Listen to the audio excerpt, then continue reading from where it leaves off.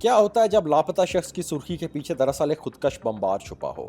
Social media पर BYC की जानिब से मुबैना लापता अफराद के हवाले से एक मखसूस बयानिया पेश किया जाता है, लेकिन बाज केसेस में सामने आने वाले हकाइक एक मुख्तलिफ तस्वीर दिखाते हैं। पाकिस्तान मुबैना लापता अफराद के मामलात को एक कानूनी और अदालती फ्रेमवर्क के तहत देखता है।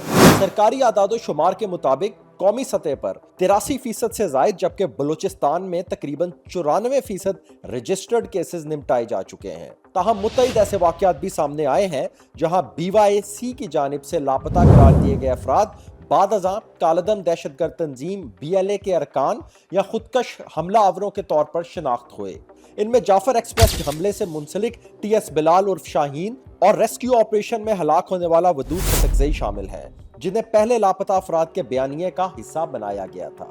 इसी तरह रजा नामी शख्स जिसे BYC ने लापता करार दिया, बाद अज़ां BLA ने अपनी कार्रवाइयों से मुंसलिक फर्द के तौर पर पेश किया।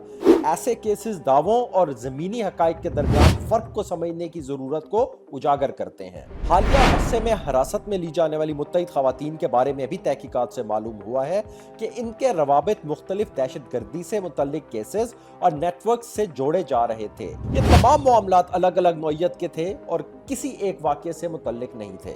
दहशतगर्दी के खिलाफ कानूनी और इंटेलिजेंस बुनियादों पर कार्रवाइयां रियासत की जिम्मेदारी है। इसी तरह हर दावे, हर इल्ज़ाम और हर केस की जांच भी शवाहिद, कानून और हकाइक की बुनियाद पर होनी चाहिए, क्योंकि बलूचिस्तान में पायदार अमन का रास्ता प्रोपेगेंडा से नहीं बल्कि सच्चाई, शफाफियत और कानून की हुक्मरानी से गुजरता है।